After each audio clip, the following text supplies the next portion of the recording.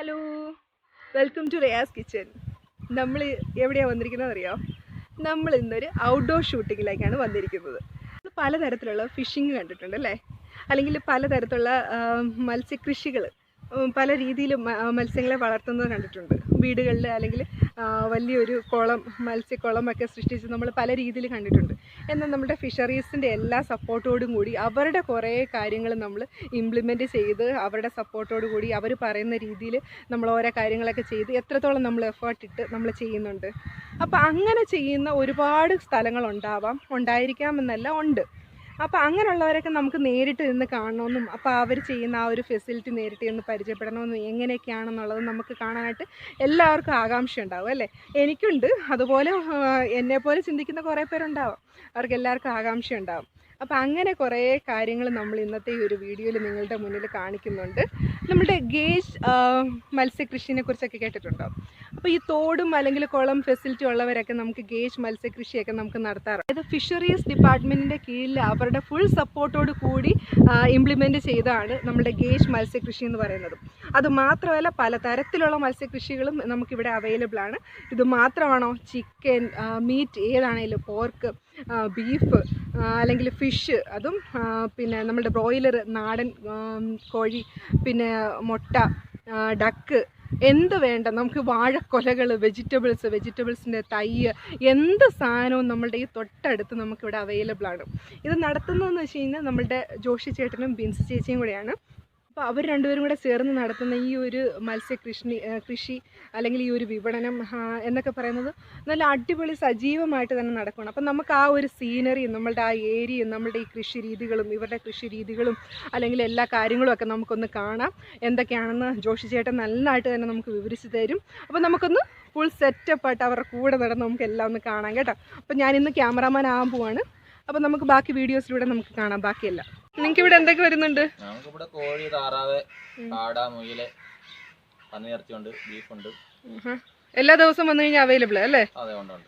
ഇത് പച്ചയാണ്. നമ്മുടെ പച്ച ഈ ഒരു പാലത്തിന് ഞാൻ കാണിച്ചു തന്നിരിക്കുന്ന ആ പാവം കണ്ടല്ലോ, വേളാശ്ശേരി ചിക്കൻ സെന്റർ അല്ലേ? മീനില്ലേ? മീൻ വളർത്തുന്നില്ലേ? റെഡ് ബെല്ലി, സിലോപ്പിയ, വാള, പിന്നെ കാർപ്പൈറ്റ് ഒക്കെ ഉണ്ട്. പിന്നെ മത്സ്യക്കൂട് നമുക്കുണ്ട് ഇവിടെ.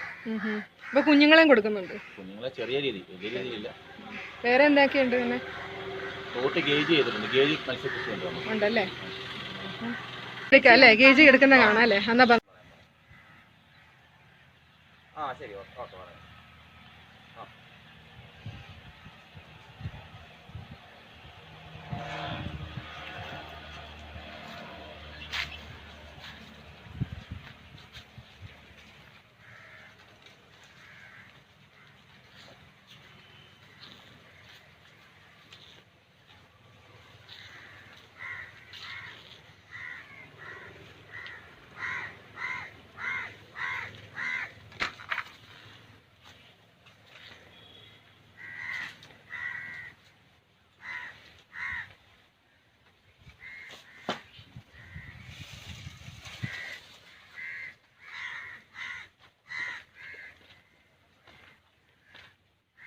എനിക്കൊന്നും പറയാനില്ല. നമ്മുടെ അടുത്ത് ഇത്രയും ഒരു നല്ലൊരു കാര്യം ഉണ്ടായിട്ട് മിക്കവർക്കും അറിയാമോ എന്ന് പോലും എനിക്കറിയത്തില്ല.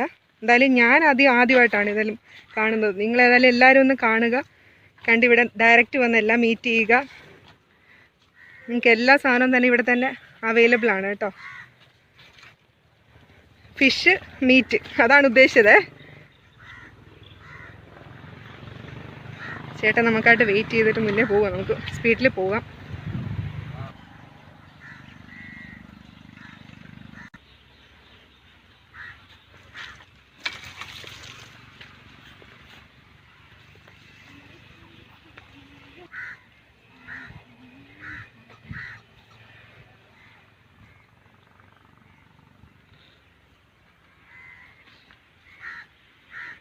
കാണിച്ചു. ഗ്രോവലിന്റെ കമ്പനി തീറ്റിയാ.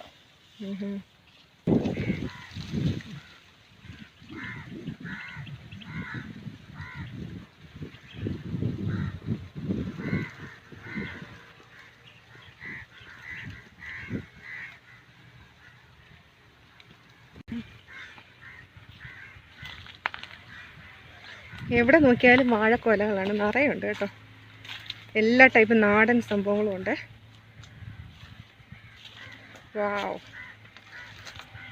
ഇതാണ് ചേട്ടൻ പറഞ്ഞ നമ്മുടെ കിടു സംഭവം.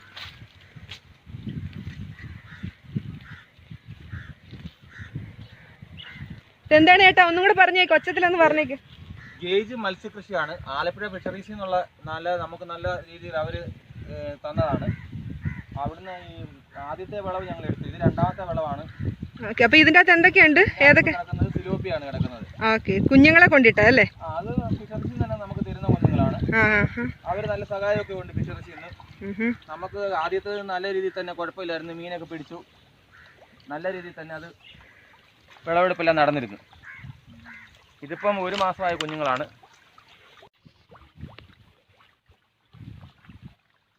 സിലോപ്പിയ കിടക്കുന്നത്, സിലോപ്പിയ. ആഹാ, കുഞ്ഞുങ്ങളെല്ലാം കൂടെ വന്നിട്ടുണ്ട്, തീറ്റ കണ്ട്. ഇപ്പുറത്തെ വേറെ ഉണ്ടല്ലേ നിറയെ കുഞ്ഞു കൊച്ചുങ്ങൾ. ഇത് 1 മാസമായ കുഞ്ഞുങ്ങളാണ് കിടക്കുന്നത്. കാണാമെന്ന് വിശ്വസിക്കുന്നു എല്ലാവർക്കും. ഞാൻ മാക്സിമം നീട്ടി പിടിച്ചിട്ടുണ്ട്, സൂം ചെയ്തിട്ടുണ്ട്. അതിന്റെ ഇടയ്ക്ക് എന്താ ഒരു ഗോൾഡൻ കളറിലെ? അത് അതിനകത്ത് മിക്സിങ് വന്നിരിക്കുന്നതാണ്. അത് സിലോപ്പിയ തന്നെയാണ്. അത് കളർ സിലോപ്പിയ. ഇത് 6 മാസം കൊണ്ട് നമുക്ക് 600-700 ഗ്രാം വെയിറ്റ് വരും ഒരു മീൻ. ഒരു ഗേജിനകത്ത് 1200 കുഞ്ഞുങ്ങളാണ് നമ്മൾ ഇടുന്നത്. ഒരു 800 മീനെങ്കിലും നമുക്ക് പിടിക്കാനൊക്കെ ഒന്നുണ്ട്. ആണല്ലേ?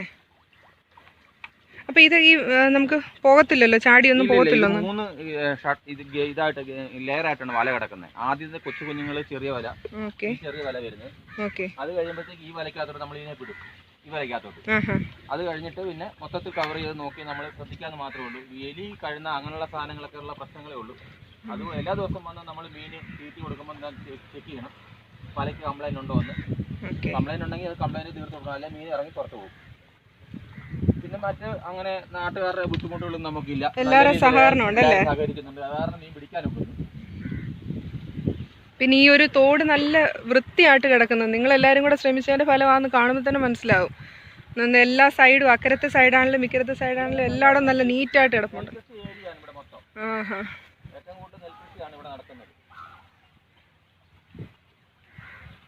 ഞാനിപ്പോൾ 2 വർഷമായി ഇതിപ്പോൾ ചെയ്യുന്നു. നമുക്ക് നല്ല രീതിയിലാണ് തോന്നുന്നത്, പ്രശ്നമൊന്നുമില്ല. 2018 ആ വെള്ളപ്പൊക്കത്തിന് നല്ല രീതിയിൽ ഭയങ്കര നാശനഷ്ടങ്ങൾ നമുക്ക് ഉണ്ടായിട്ടുണ്ട്. അതെല്ലാം കഴിഞ്ഞിട്ടാണ് രണ്ടാമത് റീസെറ്റ് ചെയ്ത് വന്നിരിക്കുന്ന ഫാമാണ്. ഓക്കെ, അപ്പൊ ആ കഷ്ടപ്പാടിന്റെയും കൂടെ ഫലം നമുക്ക് ഈ കാണുമ്പോൾ തന്നെ അറിയാം. വലിയ കുഴപ്പമില്ലാതെ പോകുന്നു. എന്തായാലും നല്ല രീതിയിൽ തന്നെ വിളവെടുപ്പും നടക്കട്ടെ, അതുപോലെ തന്നെ നല്ല രീതിയിൽ തന്നെ വിൽപ്പനയും നല്ല സജീവമായിട്ട് തന്നെ നടക്കട്ടെ. പിന്നെ തീർച്ചയായിട്ടും ഫ്രഷ് ആയിട്ട് തന്നെ മീനുകളും ചിക്കനും എല്ലാം കൊണ്ടുപോകുന്നുണ്ട്. അതിന്റെ ആ ലെയറിന്റെ ഇടയ്ക്ക് അത് മീൻ കിടപ്പുണ്ട് ഓൾറെഡി. പിന്നെ ഇതിനകത്തും കിടപ്പുണ്ട് വലിയ മീൻ. ഒരു 1 കിലോ സൈസ് മീൻ കിടപ്പുണ്ട് ഈ ഔട്ടറിനകത്ത്. 3 ലെയറായിട്ട് നമ്മുടെ വല. ഇങ്ങനെ വന്നോണ്ട് ഈ ഒരു ഉച്ച സമയമാണെന്ന് തോന്നുന്നു, ചാടി വരാത്താന്ന് തോന്നുന്നു അല്ലേ? അങ്ങനെ കറക്കില്ല, അങ്ങനെ പൊങ്ങത്തില്ല മീൻ. നാളെ ഒട്ടും പൊങ്ങത്തില്ല, മറ്റേത് മാത്രമേ പൊങ്ങത്തുള്ളൂ. തീറ്റയൊക്കെ രാവിലെ കൊടുത്തിരിക്കുന്നതല്ല. നമ്മളുടെ തൊട്ടടുത്ത് ഇത്രയും നല്ലൊരു സീനറി, നമുക്ക് ഇത്രയും നല്ല ഫെസിലിറ്റി, അതായത് മീനുണ്ട്, ചിക്കനുണ്ട്, താറാവ്, മുയൽ, പിന്നെ അതുപോലെ തന്നെ കാട, നാടൻ കോഴി, മുട്ട, എല്ലാ ഫെസിലിറ്റി ഇവിടെ തൊട്ടടുത്ത് തന്നെ ഉണ്ട്. അത് നമുക്ക് ഏറ്റവും ഫ്രഷ് ആയിട്ട് തന്നെ കിട്ടുന്ന ഈ ഒരു ഫെസിലിറ്റി.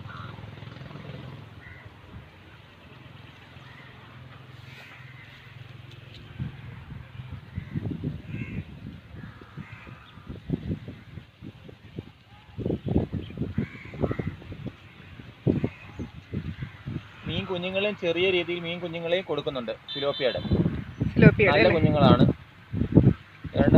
6 മാസം കൊണ്ട് 700-600 ഗ്രാം വെയിറ്റ് വരുന്ന സൈസ് സിലോപ്പിയുടെ കുഞ്ഞുങ്ങളാണ്. ആവശ്യക്കാരെന്തായാലും ഇവിടോട്ട് എത്തുക. ചെറിയ രീതിയിൽ നമ്മളിങ്ങനെ കൊടുക്കുന്നുണ്ട്. ബൾക്കായിട്ട് നമുക്ക് ഓർഡർ എടുക്കാനൊക്കത്തില്ല.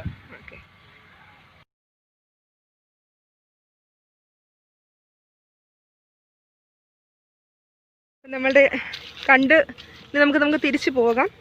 നമ്മളുടെ ചിക്കന് റെഡി ആയിട്ടുണ്ട്. അവിടെ നമുക്ക് ചിക്കൻ പോയി കളക്ട് ചെയ്യാം.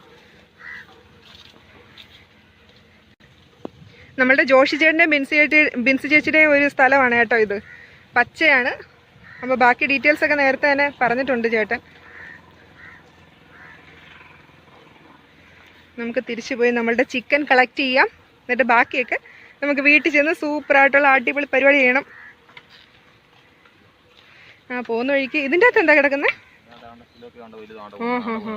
കണ്ടു ഇതിൻ്റെ അകത്ത് കാണാൻ പറ്റുമോ?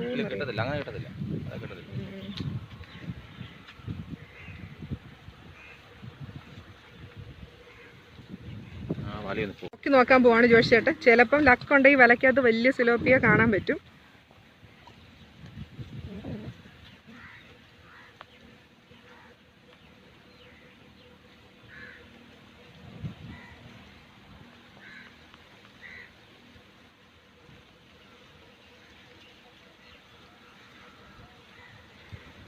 നല്ല ആഴത്തിലോട്ട് ഇറക്കി വെച്ചിരിക്കുകയാണെന്ന് തോന്നുന്നല്ലേ?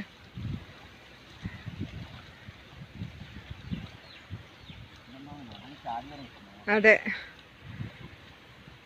മീനുണ്ടായിരുന്നെങ്കിൽ ചാടിയേനെന്നാണ് ജോഷി ചേട്ടൻ പറയുന്നത്. അപ്പം മീനില്ല. ഇനി വലിയ സിലോപ്പി ആയതുകൊണ്ട് തീർച്ചയായിട്ടും അത് ചാടും.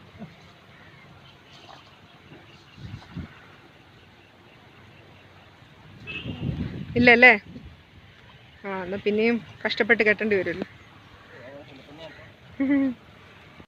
ഇതെന്തൊക്കെ വാഴയുണ്ട് ഇവിടെ നിങ്ങൾക്ക്? റോബസ്റ്റ അല്ലേ? ജൈവവളം അല്ലേ നിങ്ങൾ യൂസ് ചെയ്യുന്നത്?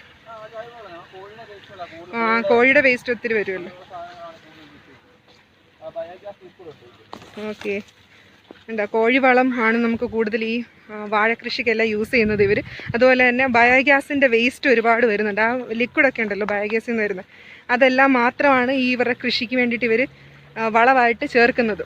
അതിൻ്റെ തന്നെ കാണാറുണ്ട്. നമുക്ക് വിശ്വസിച്ച് കഴിക്കാൻ നമുക്ക് പോഷകവും കൂടുതലായിരിക്കും. വിഷമൊന്നും ചേർക്കുന്നില്ല. നമ്മുടെ കുഞ്ഞുങ്ങൾക്കൊക്കെ നമുക്ക് ഇഷ്ടംപോലെ മേടിച്ചു കൊടുക്കാം ധൈര്യമായിട്ട്.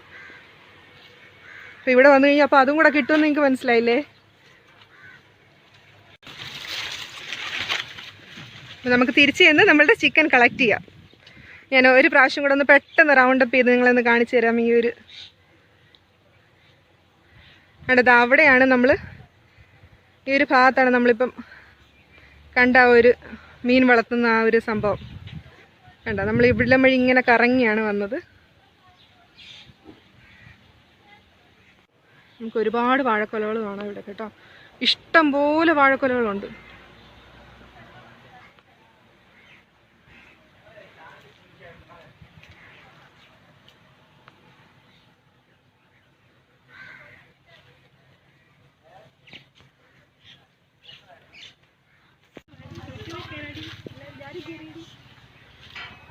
നമ്മളുടെ ഒരു സൂപ്പർ സീനറി കേട്ടോ ഇവരുടെ ഈ വീടിൻ്റെ ബാക്ക്ഗ്രൗണ്ട് എന്നൊക്കെ പറയുന്നത്.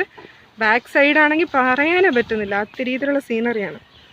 ആഹാ, കോഴിക്കുഞ്ഞുങ്ങളുണ്ടല്ലോ.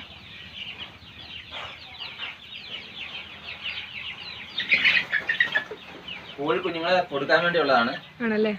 ഇപ്പൊ 60 ദിവസം പ്രായമായ കുഞ്ഞുങ്ങളാണ്. എങ്ങനെ ജോഡി എങ്ങനെ? ഒരെണ്ണം വരുമ്പോൾ 110 രൂപ വില വരും ഒരെണ്ണം.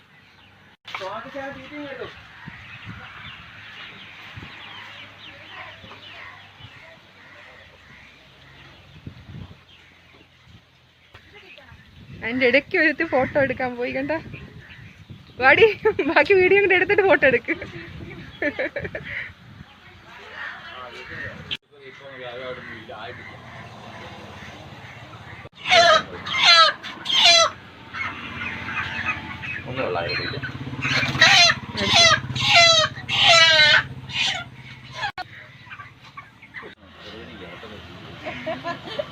കാണിച്ചു.